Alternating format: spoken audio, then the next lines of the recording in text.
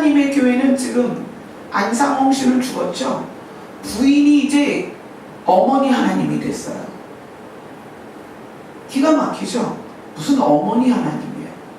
그 사람들은 이제 제 얘기 들으면 거품은 물겠지만 어머니 하나님이라고 얘기를 해요. 왜 많은 사람들이 거기에 미혹이 될까요?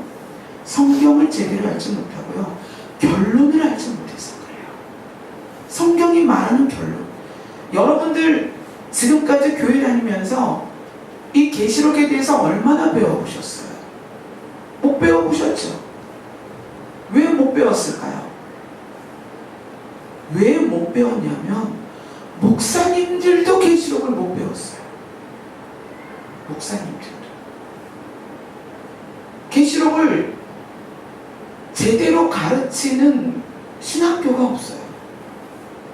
왜냐하면 하나님으로부터 비침을 받지 않으면 계시록을 깨닫기가 어렵기 때문에 그래요. 그래서 제대로 가르치지를 않고 있다는 얘기예요. 자, 여러분 혹시 왜 예수님이 공중으로 오시는데 그게 7년일까? 다니엘서와 계시록 말씀을 연결해서 풀어보면 7년이거든요. 여러분은 그게 왜 7년일까? 혹시 궁금하신 적은 없나요? 예수님은 왜 7년 동안 공중에 계시고 7년 후에 이 땅으로 재림하실까? 그거는 이스라엘의 결혼 풍습과 관련이 있습니다. 이스라엘의 예수님이 이 땅에 오셨을 때, 그러니까 2000년 전이죠. 지금은 이스라엘도 그런 결혼 풍습을 갖지 않고 많이 간소화가 됐어요. 그런데 2000년 전에 이스라엘의 결혼 풍습은 어떤 게 있었냐면, 마리아하고 요셉이, 그러니까 예수님의 어머니 마리아와 요셉에 대해서 나올 때 정혼이다 이런 단어가 나와요. 정혼. 자, 이스라엘은 정혼이라는 제도가 있어요. 약혼이랑은 조금 다른데 어떻게 하냐면, 신랑이 신부집으로 와서 내가 이 여자를 사랑합니다. 이 여자와 결혼하겠습니다. 그리고 신부의 값을 신부의 어머니, 부모에게 값을 치러요. 그리고 정혼 서약서를 나눕니다. 정혼 서약서를. 그리고 그 포도주로 그 정혼 서약서를 적시면서 우리는 앞으로 결혼할 사이입니다. 이렇게 약속을 해요. 그리고 신랑은 자기 집으로 떠납니다. 왜 떠나냐면 신랑과 신부가 함께 살 집을 마련하러 가는 거예요. 그리고 신부는 1년 동안 뭘 하냐면 신부 수업을 해요. 그러니까 그 1년 동안은 몸을 더럽히면 안 되겠죠. 다른 남자를 만나도 안 되고 사귀어도 안 되고요. 그리고 열심히 자기의 신랑이 데리러 올 시간까지 정결하게 준비를 해요. 자, 예수님이 부활하시고 승천하실 때 제자들에게 뭐라고 얘기하세요? 거처를 예비하러 갔다. 예수님이 신랑이시니까 살 집을 마련하러 가시는 거예요. 그리고 그 이스라엘 풍습에서 신랑이 오잖아요. 그러면 신랑이 1년 후에 와서 신부를 데리고 자기 집으로 가요. 근데 신부를 데리고 가서 뭘 하냐면 7일 동안 신혼방에 들어가요. 신혼방에 들어가서 7일 동안 나오질 않습니다. 신부를 하객들에게 아직 안 보여주는 거예요. 왜 7일 동안 그 신부와 신혼방에서 안 나오냐면, 이스라엘에서 가장 먼 곳에 있는 친족이 하객으로 도착하는 가장 긴 시간을 7일로 잡는 거예요. 그래서 가장 중요한 하객이 도착을 안 한 상태에서 신부를 공개할 수 없다. 그래서 7일 동안 신부를 공개하지 않습니다. 그러니까 신랑 신부가 그 신혼집에서 안 나오고요. 미리 도착한 하객들은 자기들끼리 잔치를 하는 거예요. 7일 동안.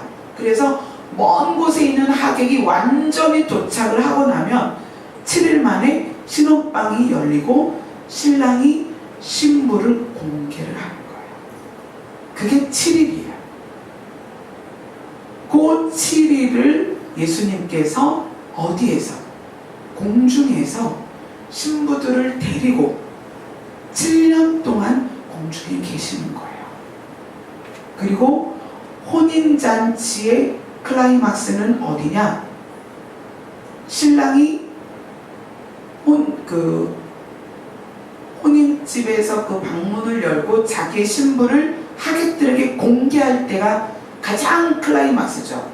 우리 지금 결혼식에서는 신랑 신부가 음악에 맞춰서 하객들 앞에 행진할 때가 클라이막스잖아요. 그거예요. 신랑 신부가 공중에서 이 땅으로 내려올 때 그게 혼인잔치의 클라이막스입니다. 그래서 성경에 여러분이 그 이야기 많이 들었을 거예요.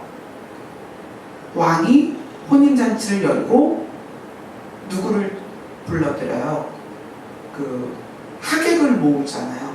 그 비유가 계속 성경에 나오는데 신랑은 예수님이고요. 신부는 누구예요? 들림받은 성도죠. 신랑과 신부가 이 땅으로 내려올 때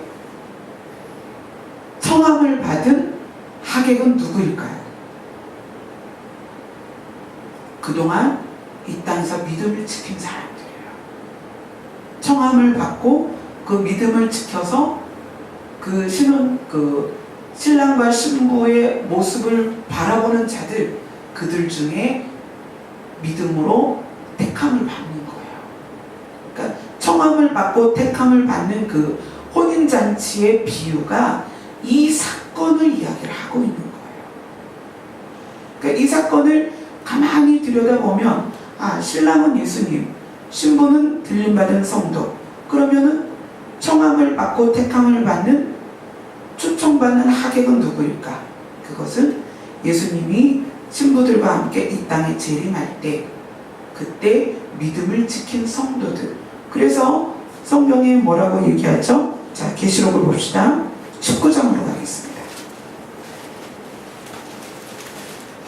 계시록 19장 7절부터 10절까지 7절부터 10절까지 같이 읽습니다. 시작. 우리가 즐거워하고 크게 기뻐하며 그에게 영광을 돌리세. 어린 양의 혼인 기약이 이르렀고 그의 아내가 자신을 준비하였으므로 그에게 빛나고 깨끗한 세마포 옷을 입도록 허락하셨으니 이 세마포 옷은 성도들의 옳은 행실이로다 하더라. 천사가 내게 말하기를 기록하라.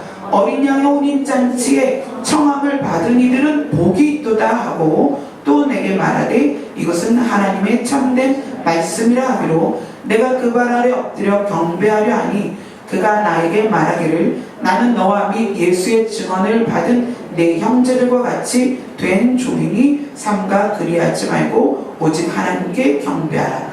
예수의 증언은 예언의 영이라 하더라. 청함을 받은 자들은 복이 있다. 이렇게 이야기를 해요. 이 청함을 받은 자들, 이 혼인잔치 청함을 받은 자들에 대한 이야기를 예수님이 살아계실 때 제자들에게 해준 이야기예요. 혼인잔치 청함을 받은 자들과 택함을 받을 자들에 대해서 예수님이 직접 설명을 해주셨거든요. 근데 여기 계시록에 나오잖아요. 지금 여러분이 듣고 있는 이 내용들, 지난주부터 앞으로 다음 주, 그 다음 주 4주 동안 지금 셋째 하늘과 또 마지막 때의 이런 과정들을 지금 배우고 있어요. 이 내용이 여러분이 교회 다니면서 한 번도 못 들어본 분도 계실 거고요. 배우지 못한 분도 계실 거예요. 근데 이것이 여러분에게 정확하게 이 심령 안에 있지 않으면 여러분은 성경의 결론을 이제껏 모르고 있었던 거예요. 그래서 다음 주, 그 다음 주 여러분이 정확하게 내용을 확실히 알기를 바라고요. 혹시 더 정확하게 알고 싶으시면 카페에 들어가셔서 이 설교를 여러 번 들으세요. 그래서 이것이 여러분이 진짜 깨어나는 그런 계기가 되기를 소원합니다. 기도하겠습니다.